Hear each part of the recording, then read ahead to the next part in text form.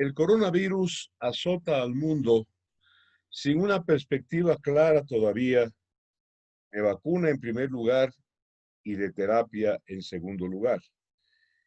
En materia de terapia se han intentado varios procedimientos, unos acertados, otros no, otros fallidos, de tal manera que estamos sujetos todavía a lo aleatorio y al azar. La vacuna, varios laboratorios de prestigio la están probando, están en diferentes fases, pero todo hace ver que tendremos que esperar hasta mediados del próximo año 2021 por lo menos. Mientras tanto, aquí en el Ecuador ha habido una oleada, un recrudecimiento, un crecimiento, un incremento del COVID, y para ello van ustedes a escuchar a un ingeniero electrónico, un ingeniero técnico, estadístico, el ingeniero Hugo Ruiz Coral. Lo conocen ustedes porque fue por 2 ocasiones superintendente de bancos, lo fue en el honesto gobierno del doctor Rodrigo Borja Ceballos, lo fue más tarde. Es un ingeniero electrónico con PhD en los Estados Unidos en informática y en telecomunicaciones. Y obviamente pues es un connotado estadístico.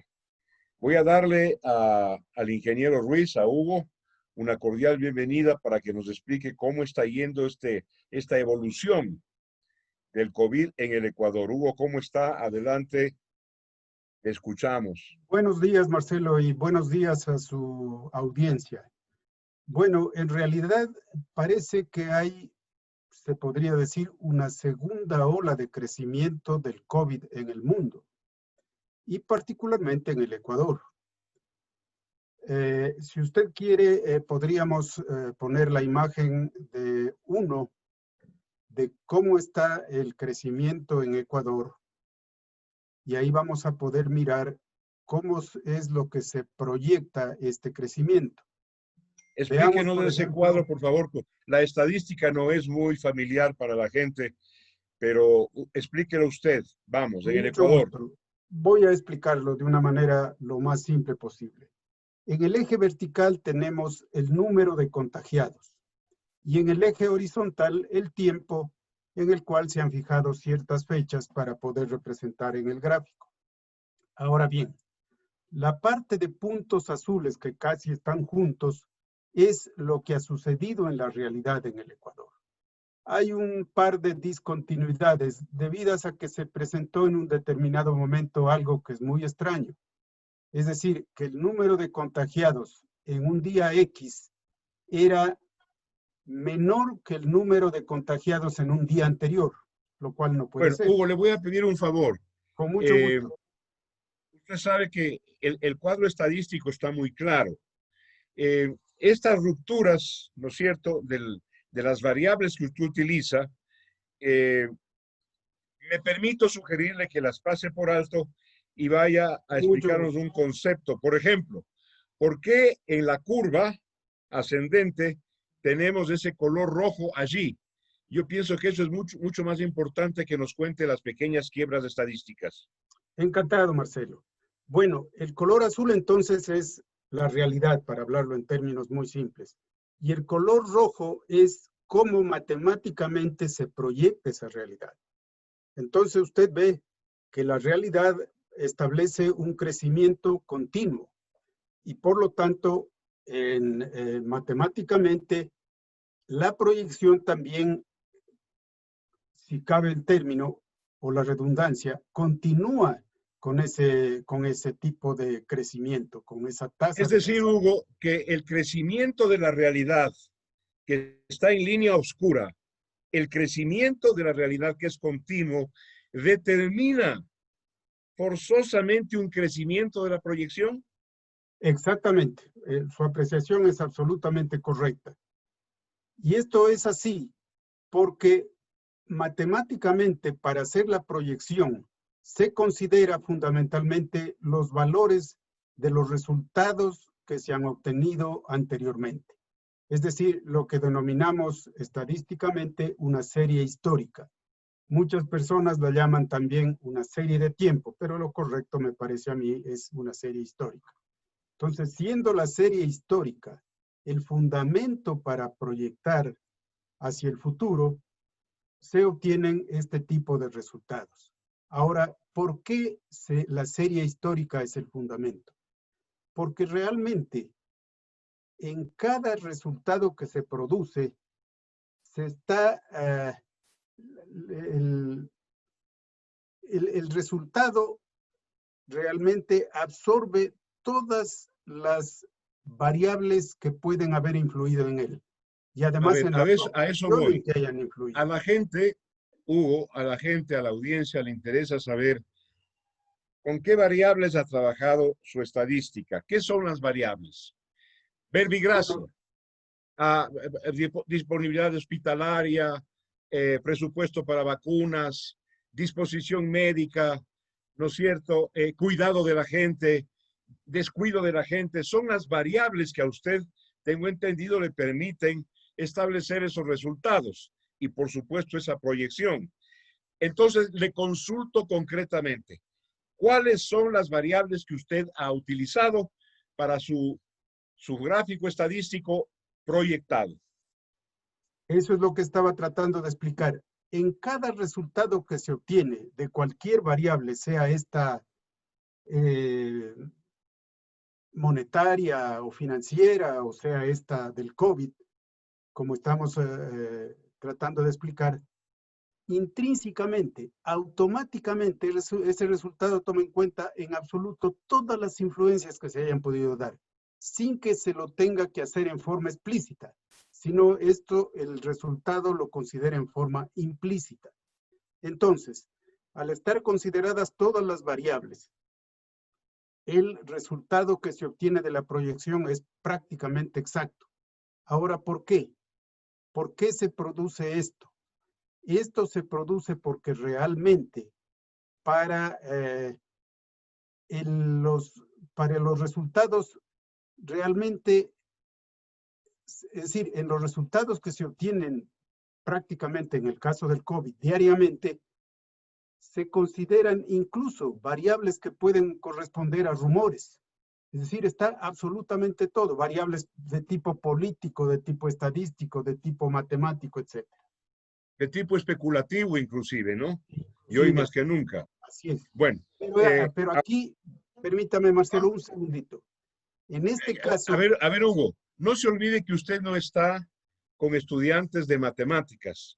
con Olvídese de mucho que usted gusto. es en este momento un docente. Lo que quiero es que nos vayamos a resultados concretos. ¿Por qué la línea roja proyectiva sigue ascendiendo? ¿Qué es lo que le hace ascender? ¿Qué es lo que está fallando? A ver, Más allá del mecanismo estadístico. de acuerdo. Lo que le hace ascender es fundamentalmente, son fundamentalmente los resultados que se han obtenido anteriormente. Porque esa curva roja se fundamenta o se basa en los resultados anteriores. Si los resultados anteriores bajan o disminuyen, esa curva roja se va a doblar. Pero resulta que los resultados para la proyección del crecimiento del COVID en el Ecuador cada vez van aumentando, aumentando, aumentando y aumentando. Y ese Correcto. Entonces, incremento, déjeme preguntarle del siguiente modo. a ver, ¿Qué es lo que está fallando en los infectados, en la población pasiva, en las autoridades, en los hospitales, en la ciencia, en los presupuestos? ¿Qué es lo que está fallando y haciendo que la curva no se doble? O sea, no se pandee, no se atenúe, sino que siga ascendiendo. Hablemos de esos factores que tienen que mejorar. Así vamos a entenderlo mejor. de acuerdo. Para mí, fundamentalmente, lo que está fallando es un mejor control de la ciudadanía, de parte, no sé si de las autoridades o incluso de la propia ciudadanía. Eso me parece que es lo que está fallando. Porque si la ciudadanía, luego de recibir una disposición de las autoridades, de que tiene que ponerse una máscara, una mascarilla, de que tiene que lavarse constantemente las manos, no lo hace, entonces pues se producen los contagios, dado que este virus aparentemente es tremendamente agresivo. Ahora, esto de la agresividad del virus es interesante explicarlo también considerando otros factores. Por ejemplo, si usted mira cómo es la proporción entre los que fallecen y los contagiados en el mundo, tengo aquí la estadística, esa es el número de es decir, el porcentaje de fallecidos con respecto al porcentaje de contagiados es el 2,64%. O sea, el 2% de los que se contagian mueren. En el mundo. Es decir, En estamos el mundo. tomando una estadística global, total. En el Ecuador tengo este mismo dato y los que se contagian son alrededor del 7%, entre 7 y 8%. Entonces, 7-8% de qué? ¿De la población total? no, los que han muerto en el Ecuador Ah, no. son A ver, alrededor del de los 7%, contagiados, ¿qué porcentaje en el Ecuador ha muerto? alrededor de un 7%. Ya. Entonces, como usted ve, es bastante mayor que lo que se establece en todo el mundo. Entonces, podríamos decir que, claro, esto va cambiando conforme se van haciendo cambios también en el mundo, pero usted puede darse cuenta, Marcelo, que estos cambios en el mundo se dan porque lamentablemente se lo está tomando muy a la ligera a este tema del COVID-19. Felizmente ya los gobiernos de muchos países, sobre todo en Europa, Estados Unidos, están tomando otra clase de medidas, o más bien retomando las medidas que originalmente se dieron para amortiguar este crecimiento y que dieron resultado. Pero si después de eso hay una libertad total, usted ve personas, por ejemplo, en los cafés en París, en donde no utilizan para nada la máscara, se reúnen sin problema, como que nada está pasando. Claro, y ahí vienen los contagios. Por ejemplo, en Francia, el número de contagios diarios que se está produciendo en estos días es alrededor de 35,000 contagiados nuevos. En Italia, donde comenzó la pandemia de una manera muy fuerte y que la supieron amortiguar, a tal punto que el crecimiento de los contagios diarios llegó a ser alrededor de 80, 120, 150. Actualmente están, y ayer se batió el récord, están en 24,000 contagiados. Entonces, eso ya es un problema grave que, repito, desde mi perspectiva, desde mi punto de vista, se debe a que las personas no respetan las medidas que establecen las autoridades. Bueno, también hay una cosa y un factor que le quiero hacer notar, ya que habla de Francia, habla de Italia, yo agrego Alemania, agrego Inglaterra, Gran España, Bretaña. Hoy, España, obviamente, hoy están asustados y arrepentidos de haberse preocupado, porque son potencias económicas. así es. La preocupación central de estas potencias es no perder producción, productividad, ventas, comercio y la línea de crecimiento económico. Entonces, claro, han entrado los gobiernos, las autoridades a hablarnos, ¿no es cierto?, de una inmunidad de masa, por ejemplo. ¿Para qué? No es cuestión de restaurantes, yo creo, ingeniero Hugo, no es cuestión de cafeterías, no es cuestión de cines, es cuestión en el fondo de sigamos produciendo, no importa que nos muramos, pero no podemos dejar de producir y de ganar plata. Ese es el tema y ahorita están arrepentidos, porque en los 4 países, Hugo, Inglaterra, 5, España, Francia, Alemania, Italia, están volviendo a las medidas limitantes y restrictivas en Así estos es. días. Exactamente, su apreciación es absolutamente correcta, Marcelo. Ese es el problema. Ese es el problema, porque, claro, también es comprensible que, por ejemplo, en nuestros países, gente que tiene necesariamente que trabajar para poder comer, para poder alimentar a sus hijos, lamentablemente no mide el peligro que tiene o descarta o desecha ese peligro y ni siquiera se pone una máscara para realizar su trabajo.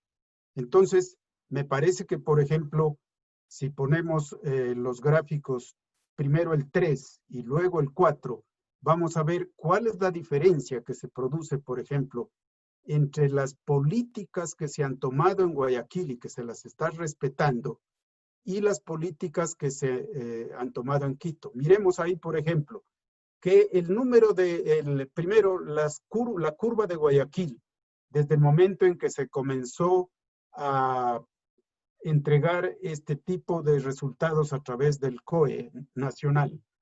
Es una curva que evidentemente crece, pero de una manera muy razonable. Sin embargo, miremos la curva de Quito. En la curva de Quito, la curva de Quito me da vergüenza, y no a mí.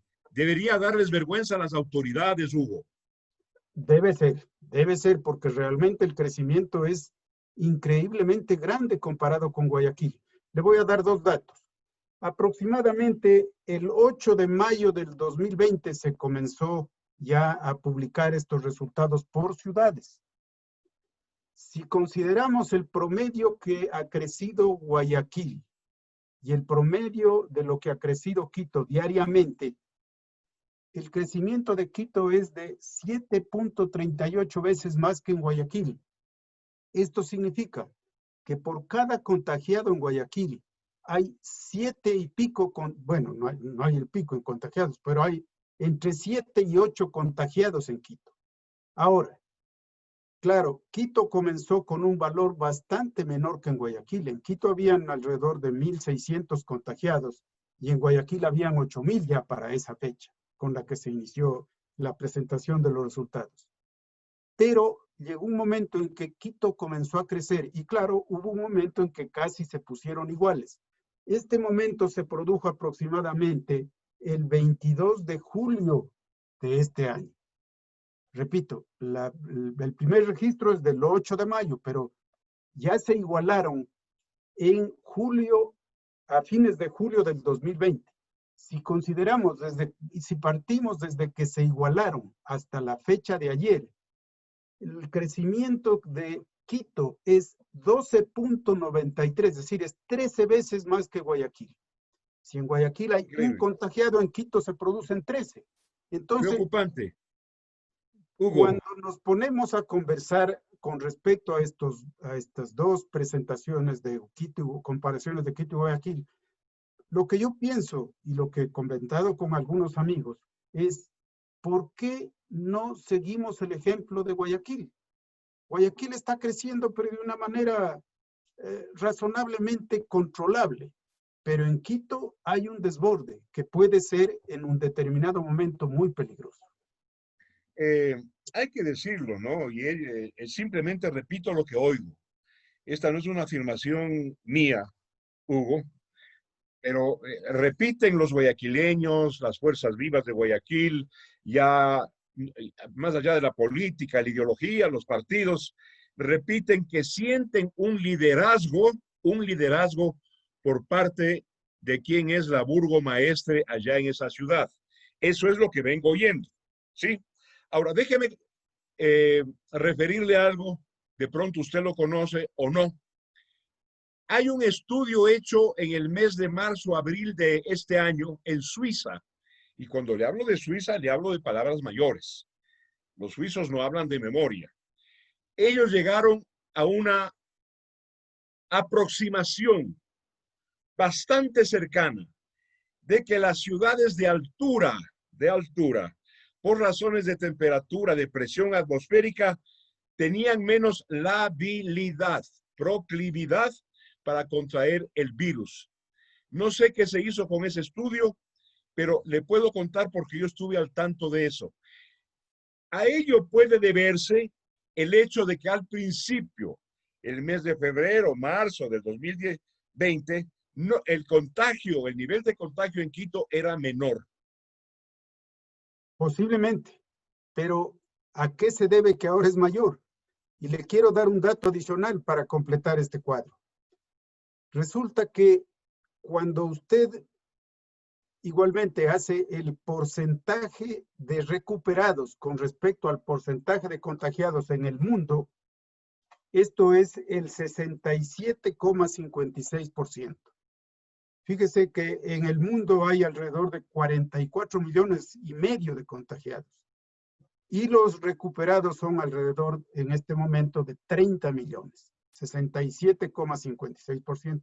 Comparemos con el Ecuador, y aquí sí es como para caerse de espaldas, porque en el Ecuador el número de recuperados con respecto al total de contagiados es curiosamente el 85,96%, es decir, O sea, casi el 96%. se Esto sanan de en mayor número. Claro, esto de alguna manera puede explicar en términos generales, aunque no en ciertas ciudades, que posiblemente el COVID ataca más fuertemente en países como Europa, que están prácticamente al nivel del mar, que en países como los andinos, que están en elevaciones topográficas bastante más altas. Esto Pero es lo que decía el estudio suizo, todo esto es Hugo. una elucubración.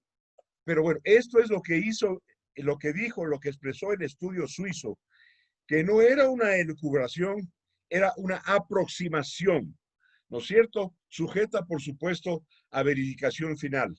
Pero cuando le hablo de suizo, y le repito, hay que tomar en cuenta, porque si algo no son los suizos, es mentirosos. Claro. Así es. Pero fíjese que aquí sucede algo que es al revés de lo que estableció ese estudio, ese análisis. Este momento, el número de contagiados, hablando ya no de ciudades, sino de provincias, es mayor acá en Pichincha que en Guayas.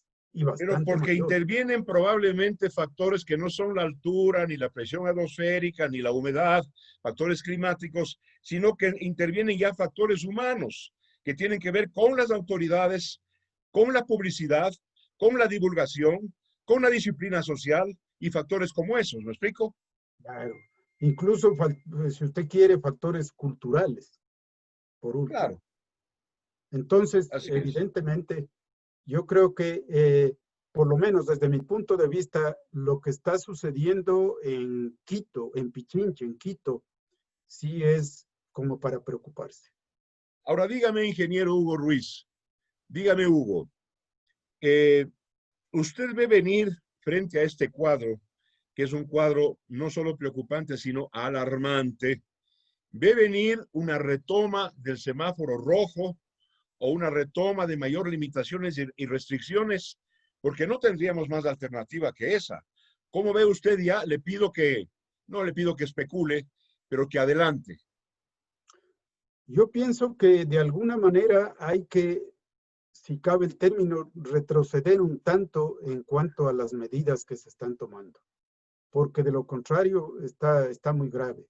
El otro día escuchaba yo, se prohíbe ahora la asistencia a los cementerios, pero se abre la asistencia a las playas. Entonces, fíjese, este tipo de medidas, aunque produzcan rechazo de la ciudadanía, las autoridades tienen que tomarlas. Para eso son autoridades, ¿no?